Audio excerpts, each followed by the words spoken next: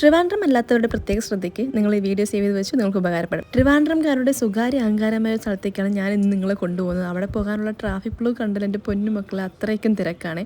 അപ്പോൾ സ്ഥലം വേറെ ഒന്നുമല്ല, നമ്മുടെ സ്വന്തം രാമചന്ദ്രൻ.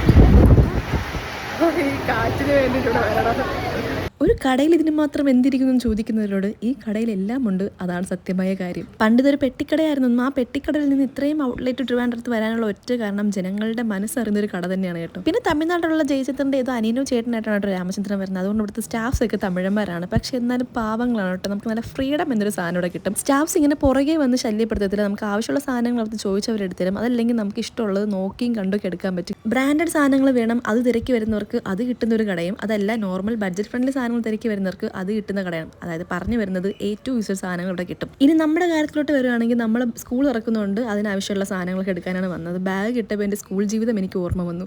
അങ്ങനെ ആ ബാല്യകാല കാര്യങ്ങളൊക്കെ സ്മരിച്ചുകൊണ്ട് നമ്മൾ ബില്ലൊക്കെ ഇട്ട് നേരെ പോയത് മെറ്റീരിയൽ മുറിക്കാനായിരുന്നു. പിന്നെ ഒരു ഓട്ടമായിരുന്നു. ഈ ബ്ലൗസ് മെറ്റീരിയൽ മുറിക്കുന്ന അവിടെ ഒഴിച്ച് ബാക്കി എല്ലായിടത്തും നല്ല തിരക്കുണ്ടായിരുന്നു. കാരണം സ്കൂൾ ഇറക്കുന്നുണ്ട്, കുട്ടികൾക്കുള്ള സാധനം വാങ്ങാൻ വേണ്ടി പാരൻസും കുട്ടികളും കണ്ട് കട നിറഞ്ഞ് നിൽപ്പുണ്ടായിരുന്നു. അപ്പോൾ നമ്മൾ കുറച്ച് മെറ്റീരിയൽ മുറിച്ചിട്ട് നേരെ പോയത് ഫാൻസി സ്റ്റോറിലാണ്. കാരണം കുട്ടികൾക്കുള്ള റിബണും പണ്ടൊക്കെ അവിടെ നിന്നാണ് വാങ്ങേണ്ടത്. അവിടെ പോയപ്പോഴാണ് എല്ലാ ബ്രാൻഡിൻ്റെയും സ്കിൻ കെയർ മേക്കപ്പ് പ്രോഡക്ട്സ് ഒക്കെ ഇരിപ്പുണ്ട്. അപ്പോൾ നിങ്ങൾക്ക് കുറച്ച് കാണിച്ചു തരാമെന്ന് കരുതി.